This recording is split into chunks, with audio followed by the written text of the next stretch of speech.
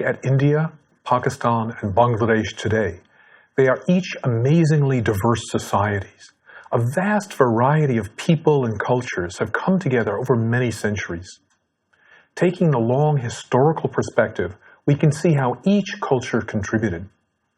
Broadly speaking, we can identify three main origins for ancient South Asia.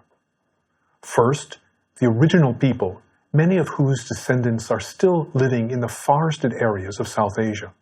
We'll start with this lecture devoted to the earliest humans to settle in India and their descendants.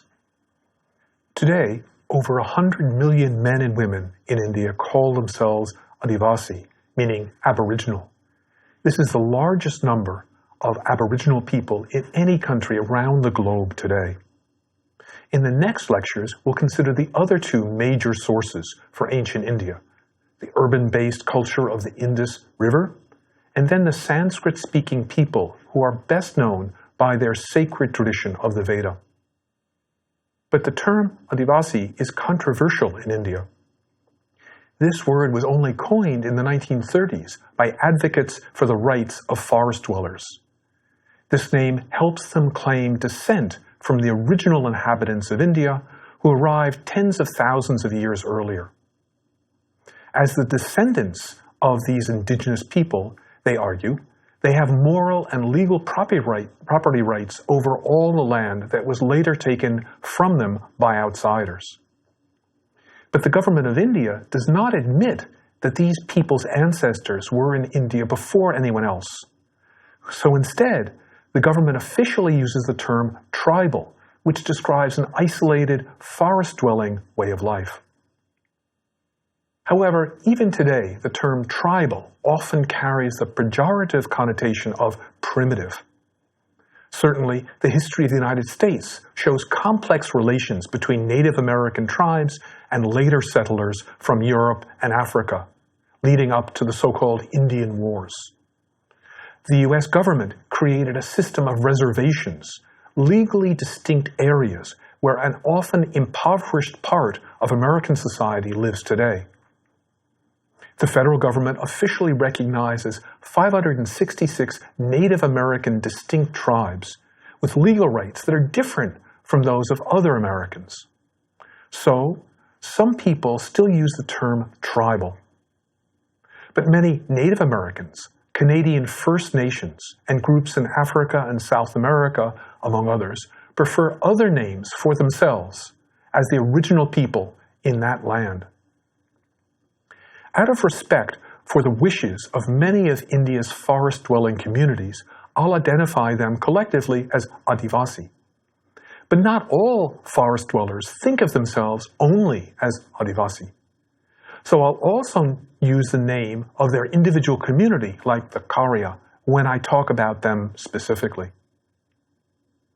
About 30,000 years ago, adivasis were 100% of the people living in India. Today, those officially classed as adivasis compose only 8.6% of India's total population. This dramatic shift over a long period of time resulted from various powerful historical forces and processes. Many of these are still active today. To begin to appreciate the substantial contributions of adivasis to India's long history, we'll use some kinds of evidence that reveal how adivasi cultures see themselves. We'll also consider other kinds of source materials and methods used by various outsiders. But recovering and appreciating any kind of historical evidence about the earliest people who entered India and their descendants presents challenges. Adivasi languages had no script until very recently, and some to this day don't have one. So they produce no written historical records. Even now, over half of all Adivasi women and about 30% of all Adivasi men are illiterate in any language. And even these figures represent recent substantial improvements. Instead, much of our knowledge of the past of these communities comes from the Adivasi's own oral cultural traditions, especially about their religious beliefs. Often elders still proudly teach their children and recount to their guests how God created all plants, animals, and human beings at a sacred site, often right where that specific adivasi community still lives. This is emic history, that is, the view from within the culture. These sacred accounts speak to the close bond between that particular adivasi community and its specific home region. These oral accounts also highlight the kinship ties that all members of that individual adivasi community share with one another. Taking just one out of many examples of such adivasi origin accounts, we can look at how the Karya community recounts the creation of the world, including plants, animals, and the Karya themselves. The Karya are only one of hundreds of distinct adivasi communities who still live in the forested hills of central India. This account was recorded and translated from the Karya language by two Indian anthropologists, R.C. and S.C. Roy, who listened to the Karya during the early 20th century. Quote, "The Karya god Panamosor created the earth, first filled with plants and trees. Then the god fashioned two clay images, each one a man or woman, and placed both inside a hollow banyan tree. As the milky sap of the tree dropped into their mouths, the images became animated. When they grew up and came out of the tree, they began to dwell in the caves of the hills. They knew no clothing and lived on wild fruits and roots. Soon they were blessed with offspring. In the course of time, the race of men multiplied so much that there ensued a great scarcity of food. Men prayed to the god to provide them with some other kind of food. So he sent a violent storm, which blew the leaves of trees high up into the air, which were then transformed into different kinds of birds, according to the various sizes of the leaves. Men began to kill the smaller birds for food." Close quote.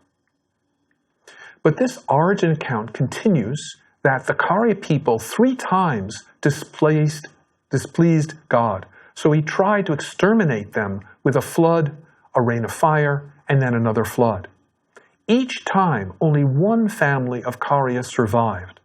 The final time, the only survivors were, quote, "one old Karya man and his 9 sons and their wives who had taken shelter in a cave. They could not find food when they emerged, but finally the 9 brothers bagged a deer and cut it into 9 pieces, and each took a piece for himself. But they had to find water. Each went in a different direction to search for it. Surprisingly enough, as each returned, he related an entirely different experience, for each had seen a different animal or object. One saw a bird, one a fish, another a tortoise, another salt, another a tiger, and so on. The old man, when he heard their narratives, decided that each of his 9 sons should adopt for his respective clan name the object he had found." Unquote. This is an explanation by the Karya of their origin and the reason they have 9 clans today. Each adivasi community has one or more such oral origin histories. Most highlight their particular community's shared descent from the same ancestral father and mother. These accounts often include a series of tense relationships with a forest god or gods. Sometimes such conflicts wiped out all but a single surviving family, who again began to reproduce the community. These repeated cycles of destruction and recovery perhaps reflect the cycle of the sometimes devastating monsoon floods, forest fires, or the periodic nature of their agricultural systems. Using other kinds of evidence, in contrast, produces a different account of the origins of the adivasi. This is the so-called etic history, meaning from the outside of the culture being studied. But these research methods are not always very easy to use. because the soil in many parts of India is particularly acidic, and because of the seasonal torrential monsoon rains and high temperatures there, most organic matter tends to decompose rapidly. This makes carbon dating of ancient Adivasi organic artifacts, including human skeletons, almost impossible. Therefore, besides a few shaped stone implements dating from about 4,000 years ago, we don't have a great deal of physical evidence about the material culture of the early Adivasis. However, anthropologists and historians are using recent scientific technologies like DNA testing and linguistic analysis to reconstruct the history of India's earliest immigrants and their relationships to today's Adivasis. India and foreign scientific teams are analyzing saliva and blood samples given by many different people living in India, including Adivasis. Historical genetics often uses the Y chromosome, which is passed from father to son, in order to trace paternal ancestry. Likewise, scientists use the mitochondrial DNA passed on from a mother to her children to study matrilineage. Since we generally know the likely rate of genetic mutations, we can also reconstruct roughly when and in what order different branches of human beings diverged and intermarried. All this can enable us to trace ancient migration patterns. Linguists are analyzing the vocabulary and grammar of many distinct Adivasi languages. However, only about 100 of these languages survive today, many others having died out as their speakers adopted the languages of the more dominant cultures around them. Within specific regions, such as Central India or the Northeast, many of the different Adivasi languages are related to each other, forming broad linguistic families like Gondi, Munda, and Tibeto-Burman. Such linguistic evidence suggests how various communities, today collectively called Adivasi, migrated into India as different bands, settled in particular regions, and developed their distinct cultures there, but also interacted with each other. Such genetic and linguistic analysis strongly shows that most Adivasi communities are descended from the very earliest Homo sapiens who expanded out of Africa from about 60 to 70,000 years ago. Bands of humans settled in each habitable land they encountered. But some of their descendants expanded the human range ever further in each generation. This was in a wave-like pattern. Hence, human communities spread beyond Africa across the Arabian Peninsula.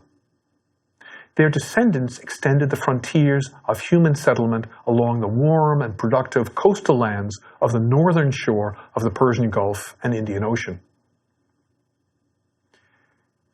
Eventually, some of their descendants entered India. Some bands circulated around in India, and we know that there have been human communities there for at least 30,000 years, and perhaps far longer. Additionally, some of their descendants extended the range of Homo sapiens even farther into China, as well as Southeast Asia, expanding as far as Australia. Further, other groups continued to immigrate into India, both from the northwest and also from the northeast, leading to diverse and intermixed Adivasi cultures. Those Adivasi communities that remained in India found ecological niches in its diverse environment. Various communities of these earliest Indians developed locally specific hunting, fishing, and gathering economies. Although similar in their broad patterns, within these niches, each community developed its own distinctive identity. Local dyes enabled particular coloring for their clothing, for example. House designs also reflected local conditions, including how heavily the monsoon rains poured down there and the types of local trees available. India's forests provide congenial habitats for a range of distinctive edible and otherwise useful plants and animals. Some of the most impressive or valued animals became the symbols of particular clans, like the bird, tortoise, and tiger, singled out in the Karya count I mentioned earlier. Much of India was originally heavily forested, but the technologies available to Adivasis early on did not include steel axes or deep-cutting metal plowshares. However, they did develop stone, bone, and other tools. Some Adivasi communities clearly forged soft copper into ritual forms. Most Adivasi communities had mastered the sparking and use of fire for cooking and for clearing brushwood. But these tools did not enable the uprooting of large trees. So most Adivasi communities developed a type of farming to supplement their other economic activities, what many of these communities today call jum, but which outsiders call swidden agriculture, shifting agriculture, or, more negatively, slash and burn agriculture. This means that a community will cut down and burn off the low undergrowth. Using that ash as fertilizer, they plant useful crops in and among the surviving large trees. When, after a few years, the soil there is exhausted, they shift to another region, again cutting and burning the undergrowth and farming before having to move on again.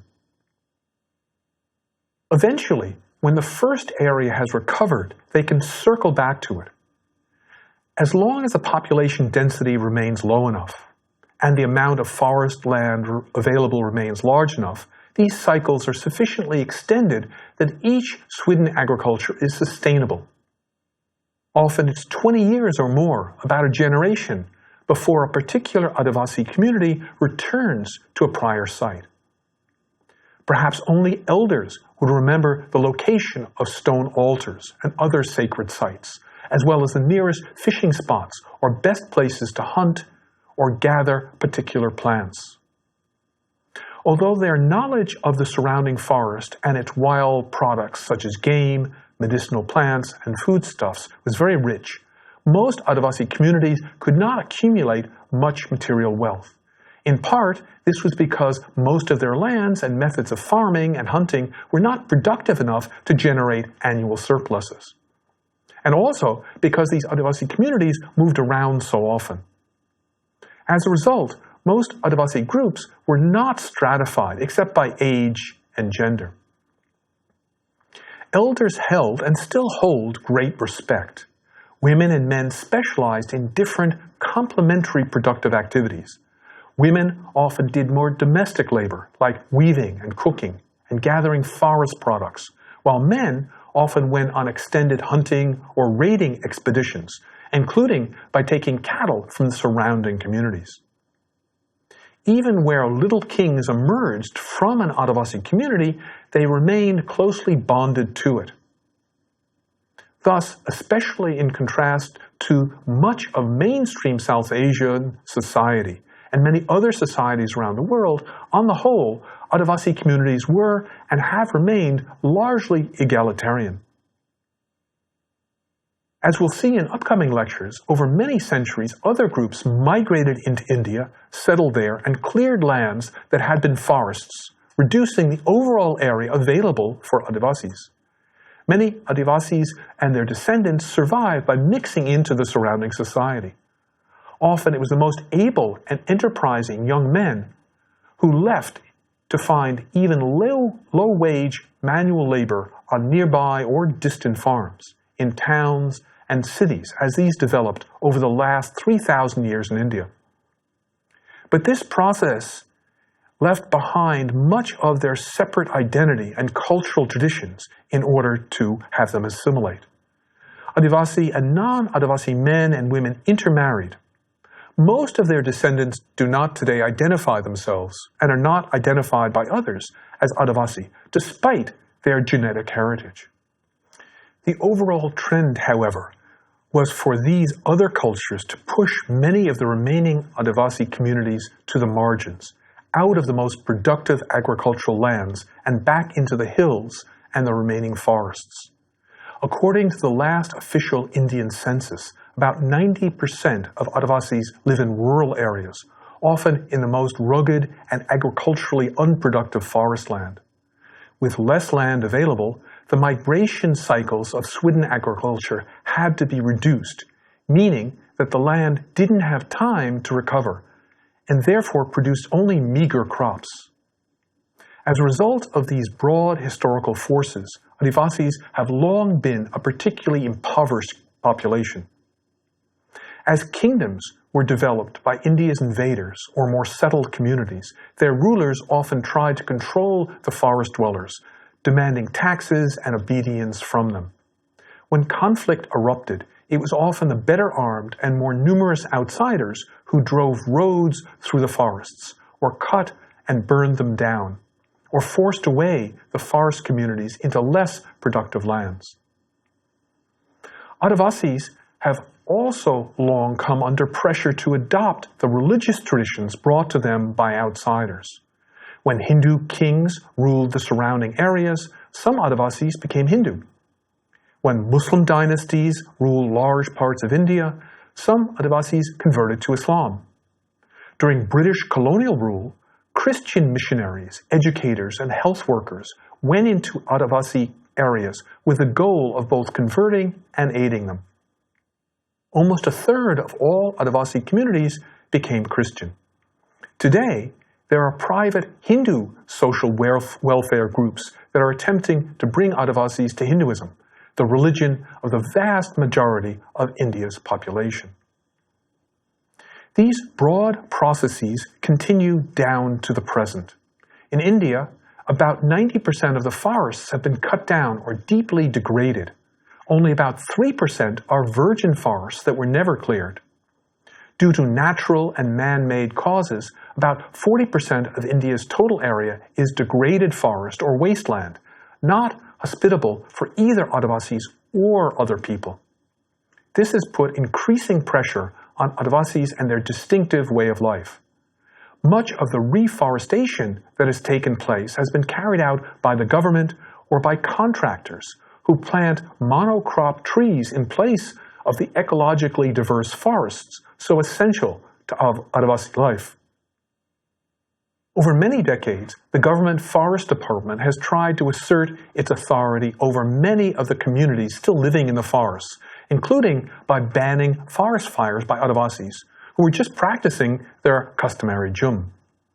Further, when the Indian government creates a national park or wildlife refuge, often to protect an endangered animal species, this requires expelling Adivasis who have long been living there. Only in the last decades have such forest people received some compensation for their displacement in the form of new lands or jobs as tour guides and attendants in the park. And in 2008, finally the implementation of India's Forest Right Acts began to provide some legal protection for Adivasis. But relations between Adivasis and outsiders are not necessarily competitive or hostile. Many Adivasi communities have long provided forest produce, including plants, animals, wood, and handicrafts, to the surrounding farming communities. For example, even today, Adivasis gather tinda leaves that grow only in the forest. Outside merchants purchase them from Adivasis and then sell them to urban artisans who make handmade bidi cigarettes, which are tinda leaves rolled around bits of tobacco and sometimes spices. In exchange for gathering and providing non-timber forest products, such Adivasis historically received grain, meats, metal tools, and other products that they could not make, although they needed them. And now they receive cash payments. Both the British colonial government and also the independent government of India since 1947 recognize that Adivasis are among the least well-off of India's communities. Seeking either to protect or advance Adivasi cultures, both governments have implemented what have often proven to be conflicting policies and programs. One goal has been to preserve Adivasi culture, particularly by protecting it against intrusions of outsiders or major changes in lifestyle. This has led to efforts designed to isolate Adivasis from integration into the surrounding economy and to recognize the special status of each individual Adivasi community. Many different Adivasi communities are included on a list or a schedule of legally designated tribals, recognizing that some of the poorest communities in India deserved compensatory discrimination. In the 1930s, the British colonial government constructed a list of scheduled tribes. The Indian government has, over the decades since independence, expanded this list of tribals so that it includes people following an Adivasi way of life, descendants of people who had once followed an Adivasi way of life, and many other less developed communities besides Adivasis. Indeed, at present, the government of India legally recognizes 704 different scheduled tribes. But the government of India does not accept that these communities were indigenous, the original Indians. Instead, today's Indian government officially identifies these communities collectively on the basis of their social, economic, and cultural condition as, quote, suffering from extreme social, educational, and economic backwardness on account of their primitive agricultural practices, geographical isolation, and shyness of contact with the community at large, unquote. There is even a special subgroup of particularly vulnerable tribal groups, characterized by, quote, pre-agricultural level of technology, stagnant or declining population, extremely low literacy, and subsistence level of economy, end quote. Among other legal rights, members of any of these scheduled tribes have a reservation. Now, this is very different from the American system of tribal reservations, which are areas of territory where some degree of Native American sovereignty rights are legally recognized. Instead, in India, a reservation is a reserved quota of 7.5% for members of scheduled tribes, for all places for entry into colleges, universities, and government employment, as well as seats in the national parliament. So advantageous is inclusion in this schedule for affirmative action, that over the years, various other groups have campaigned hard and successfully for inclusion on the official list of scheduled tribes. Hence, the number of people legally classed as scheduled tribe has more than tripled over the last half-century. In just a decade between the last two censuses, their number has risen by a quarter, from 84 million to 104 million. This far exceeds what simple population growth could generate. Rather, various communities have been newly added to the schedule, often for political reasons, and thus gain access to these reservations. On the other hand, a different set of government policies has been directed at improving the health, education, quality life, and participation in the larger society by Adivasis, often at the cost of losing their distinct culture and way of life. Since independence, the government of India has developed its own policies for integrating Adivasis culturally, economically, and politically into the national community. For example, the central government's Ministry of Tribal Affairs has as one of its goals the teaching of literacy in Hindi, which is not an Adivasi language, but rather the official main language for the Republic of India. But each provincial government also has its own separate programs and policies toward the Adivasi living in their state. Often, this has been teaching Adivasis in that province's own language, not in Hindi or in an Adivasi language either. So where do Adivasis live today? Well, we find about half of the official Adivasis in a band stretching across the rugged and somewhat forested lands of central India. Adivasi activists here were successful in their demands for separate provincial governments, leading to the creation in the year 2000 of two new provinces, Jharkhand and Chhattisgarh, where the Adivasi majorities can elect people who are supposed to look after their special interests. Most of the other half of India's Adivasis live in the northeast, which is also a mountainous and forested region. Here, the distinct identities of various Adivasi communities eventually led to the creation of 7 provinces. Some Adivasi activists are still demanding further separate provinces that recognize and empower their individual ethnic group with yet more state governments of their own.